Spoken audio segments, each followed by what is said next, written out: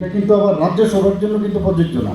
For your client information, এটা রাজ্যসভার জন্য প্রযোজ্য না, আবার লেজিসলেটিভ কাউন্সিল যেটা অনেকে যায় সেখানেও প্রযোজ্য না। এই দুটো অর্থাৎ ডাইরেক্ট ইলেকশন যেখানে হবে, অর্থাৎ শুধুমাত্র আমাদের যে এখানে যদিও বলেছেন যে আমরা অলরেডি 50% আমরা যে ত্রিস্তরীয় পঞ্চায়েত আমরা দিচ্ছি বা মিউনিসিপ্যালিটিতে দিচ্ছি, বেশিও দিচ্ছি, কিন্তু এমনিতে যেটা আইনটা পাস হচ্ছে অনলি ফর আমাদের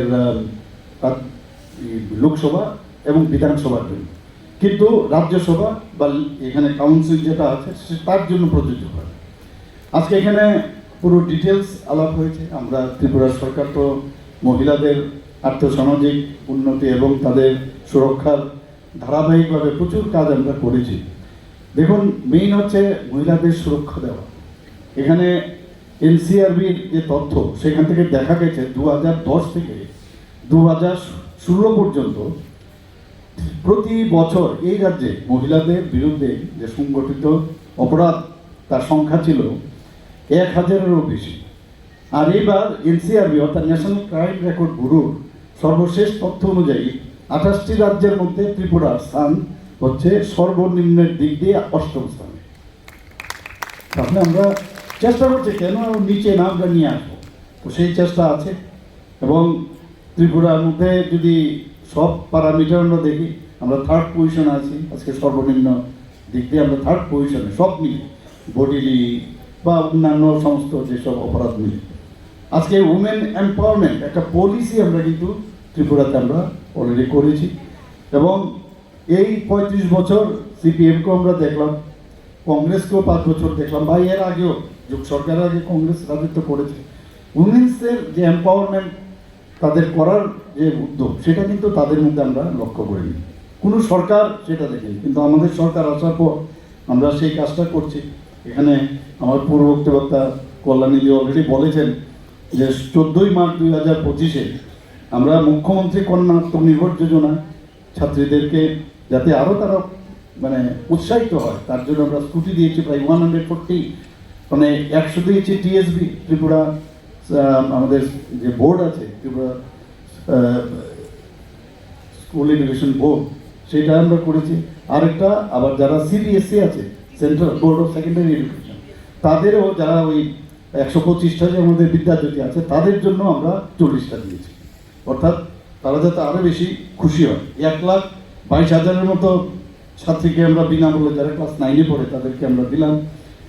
তাছাড়া আরেকটা বিশেষ জিনিস যেটা তিনি উল্লেখ করার প্রয়োজন, যারা মেয়েরা যদি বাইরে পড়াশোনা করতে যায়, মাত্র 3% তাদের গভর্নমেন্ট তাদেরকে ব্যবস্থা করবে, 3% সুদে তারা কিন্তু টাকা পাবে, তারা উচ্চশিক্ষা যাতে লাভ করতে পারে।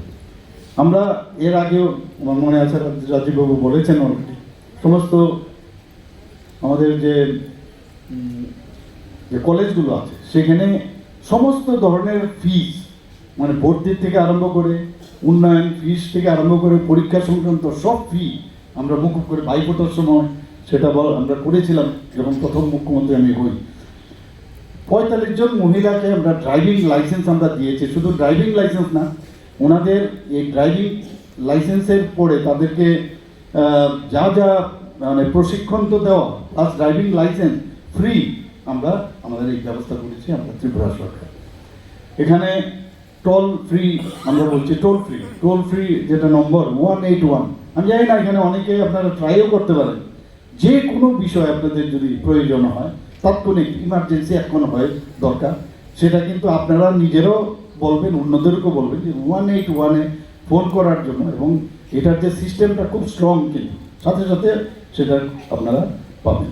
আমরা প্রতিটি জেলায় একটি করে hub for empowerment of women office চালু করেছি, যাতে করে বিভিন্ন উইমেন্সদের যে স্কিমগুলো আছে সেগুলো যাতে ইজ অফ ডুইং বিজনেস সেটাকে সামনে রেখে রাজ্য স্তরে আমরা একটা করেছি, এবং সমস্ত ডিস্ট্রিক্টে 8টা ডিস্ট্রিক্টও আমরা hub for empowerment of women. আমি এখানে আমার মানে মহিলারা এখানে আছেন, মেয়েরাও আছেন, আর মা তো বলবো না, এখানে মেয়েরাও আছেন, বোনেরও আছেন, তাদেরকে বলবো এই বিষয়গুলো নিয়ে খুব করে চর্চা করা দরকার। মানে মহিলা মোর্চা যখন এগুলো বলবে তাহলে আরও আমাদের সুবিধা হবে যে আমরা সরকার আমরা কী করছি। আমাদের এখানে 8টা ডিস্ট্রিক্ট, এর মধ্যে অনেক সময় আছে যখন কোনো মহিলাদের কোনো সমস্যা হয়, অনেক সময় পুরুষ পুলিশদের কাছে কিন্তু গিয়ে কথা বলতে একটু অসুবিধা ফিল করে। এর জন্য আমরা ঠিক করলাম যে ফুললি মহিলা দ্বারা পরিচালিত মহিলা থানা করা, এবং তার জন্য আমরা 8টা ডিস্ট্রিক্টে 8টা আছি, প্লাস ওয়েস্ট ডিস্ট্রিক্টে আরও একটা, অর্থাৎ 9টা আমরা মহিলা থানা করেছি। আমি ইনগুরেশনও করেছি অনেকগুলোতে, তো সেখানে এই সুবিধা আছে। তাছাড়া আমরা এই যে কর্মক্ষেত্রে একটা বিরাট সমস্যা, মহিলাদের তো বিরাট প্রবলেম। যে কোনো ওয়ার্কিং প্লেস হলেই মহিলাদের এই যে সেক্সুয়াল হ্যারাসমেন্ট একটা অ্যাক্ট, সেটা আমরা ওয়ার্ক প্লেসে prevention prevention and redressal act আমরা যে 2013-তে সেটা হয়েছে, সেটাকে সমস্ত সরকারি অফিস এবং বেসরকারি প্রতিষ্ঠানে আমরা সেই ব্যবস্থা, ইন্টারনাল কমপ্লেন কমিটিও গঠন করতে হবে। এগুলো না আমার মনে হয় যে আমার মহিলা মোর্চার যারা আছেন তাদেরকে আমি বলবো, এগুলো মানে আপনারা অনুসন্ধান করুন সমস্ত জায়গায়, শুধু সরকারি না বেসরকারিতে, যে এখানে আপনাদের ইন্টারনাল কমপ্লেন কমিটি আছে কিনা, এখন পর্যন্ত কটা কেস হয়েছে, তাহলে সবাই সচেতনও থাকবে। আর কটা হয়েছে কেন হয়নি এরকম হবে নাকি কোনো কিছু কমপ্লেন হয়নি এটা তো বললে হবে না। তো এদের উপরে একটু প্রেশারটা দিলে আমার মনে হয় এগুলো কাজ হবে। এবং 8টা জেলা শাসকের অফিসেও কিন্তু লোকাল কমিটি করা, স্টেটে তো আছেই, তো সেটা নিয়ে মনে হয় সবাই কথা বলেছে।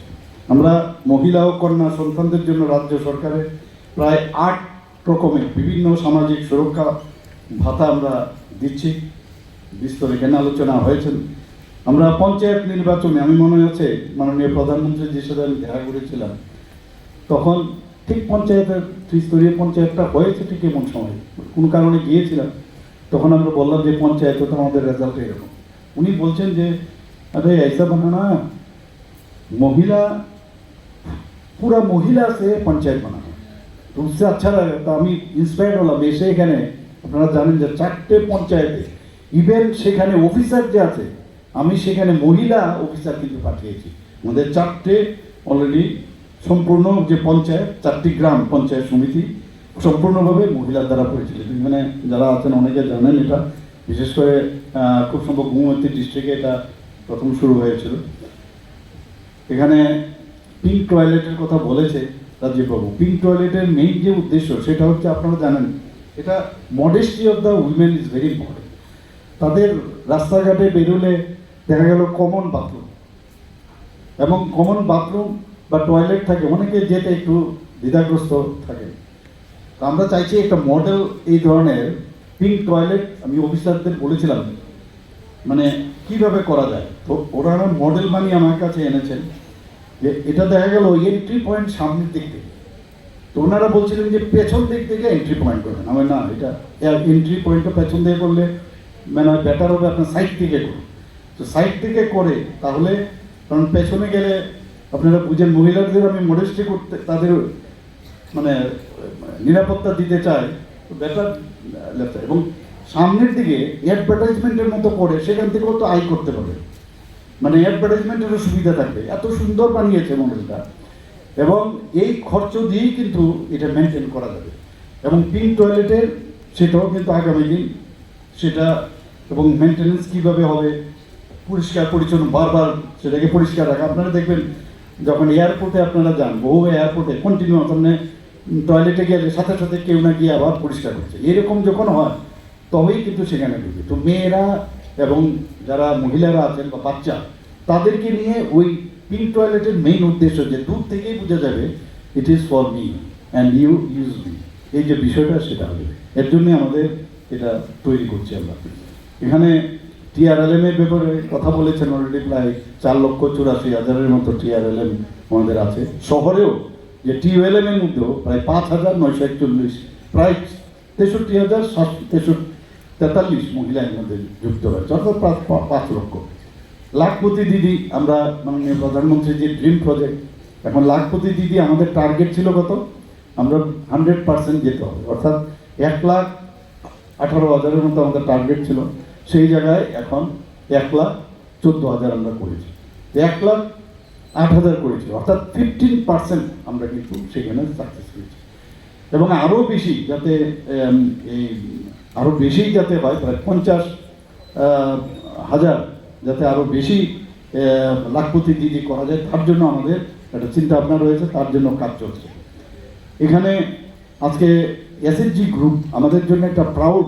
আমরা বিভিন্ন সময় সরস মেলাতে এসএসজি গ্রুপের এটা পুরো ত্রিপুরাতে এগুলো কিন্তু আগে সরকার এগুলো বুঝতেও না, ভাবতেও না। এখন এসএসজি মেয়েরা, বোনেরা, মায়েরা দেখলাম খুব খুশি।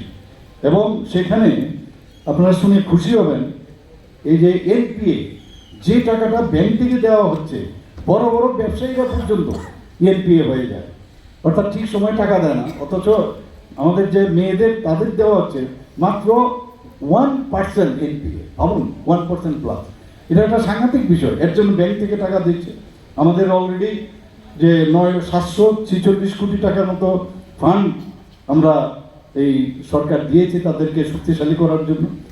আপনারা শুনে এর মধ্যে 2017-18-তে কত ছিল আমাদের আসার আগে, 17-18 থেকে আগে 32.67 কোটি টাকা। আর আমাদের সরকার আসার পর যদি ওইটাকে 746 থেকে 32 মাইনাস করি, তাহলে 714.16 কোটি টাকা আমাদের সরকার এসে দিয়েছে।